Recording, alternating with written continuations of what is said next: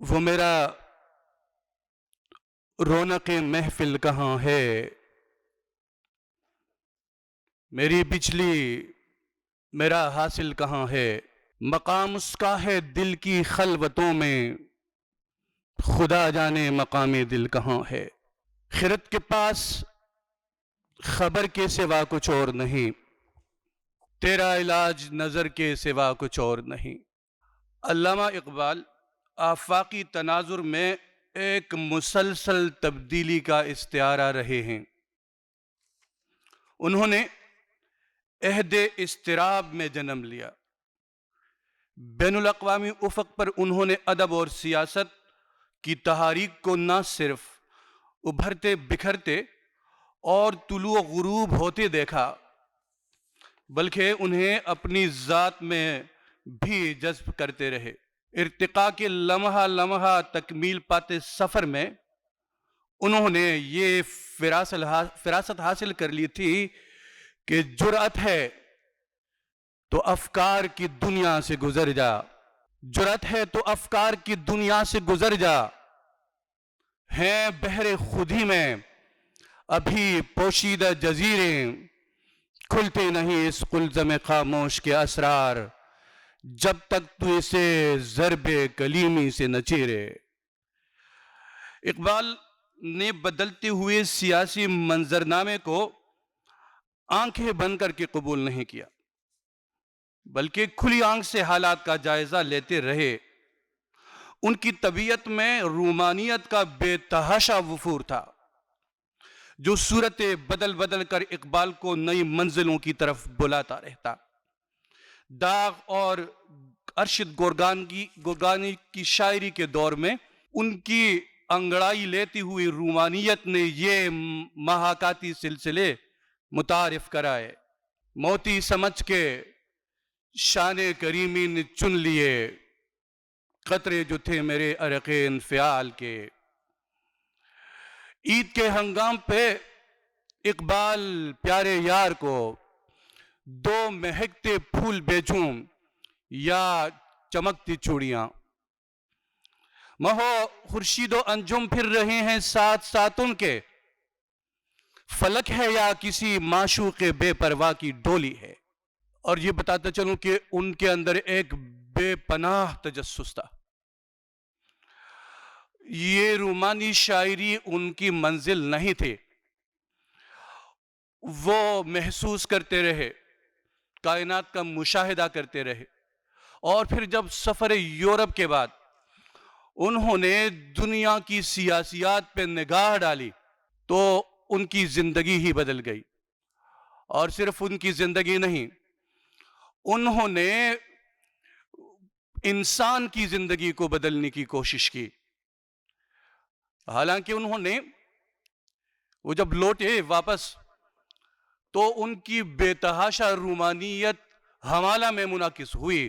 آتی ہے ندی فراز کوہ سے گاتی ہوئی، کوثر و تسنیم کی موجوں کو شرماتی ہوئی، سنگ رہ سے گاہ بچتی گاہ ٹکراتی ہوئی، آئینہ سا شاہد قدرت کو دکھلاتی ہوئی، چھیڑتا جا اس عراق دل نشی کے احساس کو، اے مسافر دل سمجھتا ہے تیری آواز کو۔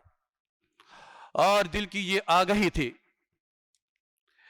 کہ انہیں احساس ہوا کہ گسستہ ساز ہے تیری خودی کا ساز اب تک، کہ تو ہے نغمے رومی سے بے نیاز اب تک۔ ابلیس کی مجلسی شورا اور مختلف مقامات پہ وہ بین الاقوامی سیاست پر تنقید کرتے رہے۔ ایک مغربی مفکر کے حوالے سے انہوں نے کہا کہ جمہوریت ایک طرز حکومت ہے کہ جس میں بندوں کو گنا کرتے ہیں تولا نہیں کرتے۔ ہے وہی ابلیس کی مجلسی شورا میں وہی ساز کہن مغرب کا جمہوری نظام جس کے پردے میں نہیں غیر از نوائی قیصری، پیتے ہیں لہو دیتے ہیں تعلیم مساوات والی بات ہے۔ قُلْ هَلْ يَسْتَوِي الَّذِينَ يَعْلَمُونَ وَالَّذِينَ لَا يَعْلَمُونَ۔ انہوں نے داخلی طور پہ تقابل بھی شروع کیا تھا کہ یہ جو انسانوں نے نظام بنایا ہے تو انسانوں کی برادری ایک خاص برادری کو تحفظ دینے کے لیے بنایا ہوگا. ایک جماعت کی حکومت ہوتی ہے. ملوکیت ایک شخصی حکومت ہوتی ہے. اس میں لوگوں کا خون نچوڑا جاتا ہے، اور وہ نہیں چاہتے تھے کہ عالمی سطح پہ انسان کی بے توقیری ہو، انسان کی زندگی خود شناسی کے عمل سے دور رہے. جب انسان کو مسائل میں الجھایا جاتا ہے تو اسے اپنے اندرون کی طرف نگاہ منتقل کرنے کا وقت نہیں ملتا، فرصت نہیں ملتی.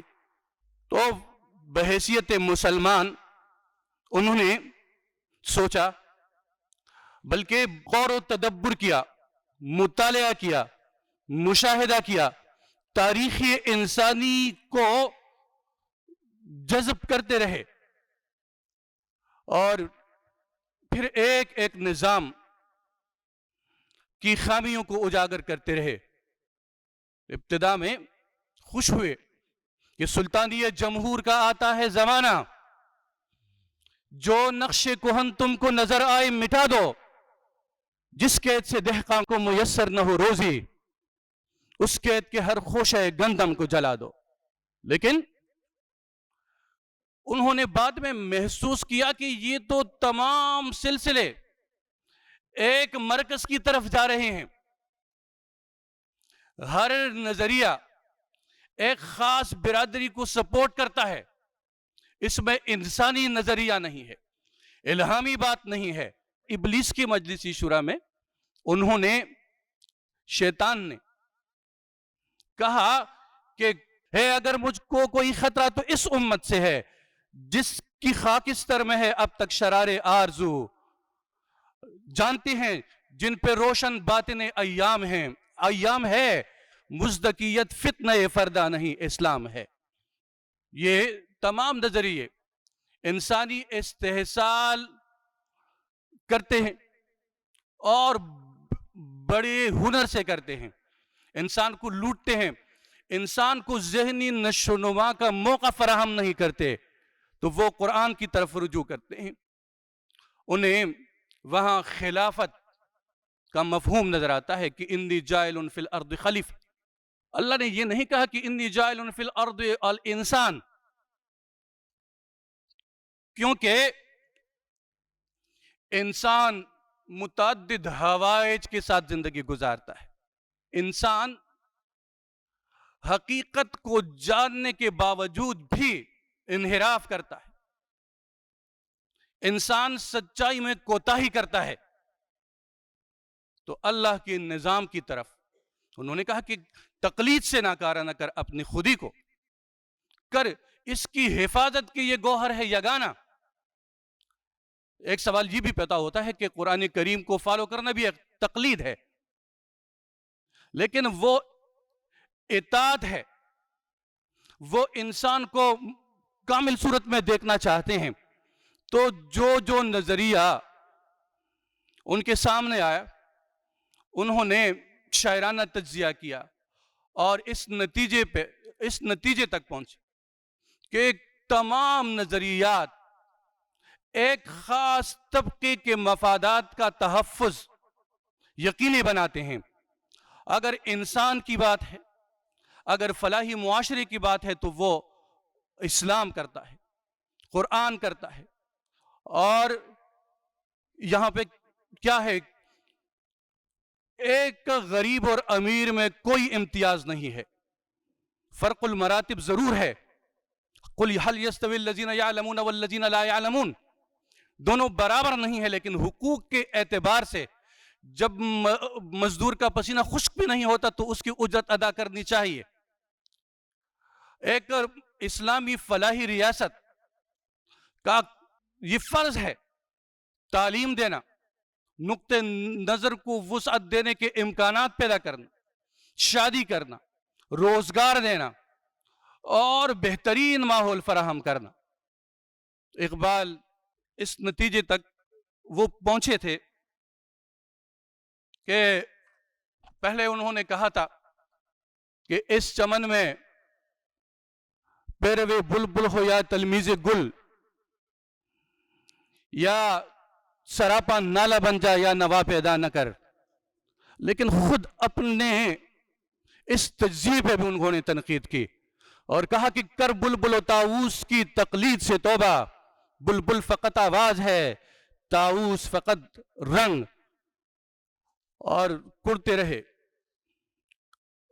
کبھی نا امید ہو جاتے، کبھی امیدوں کا ایک قافلہ ان کے دل میں پنپتا ہوا محسوس ہوتا.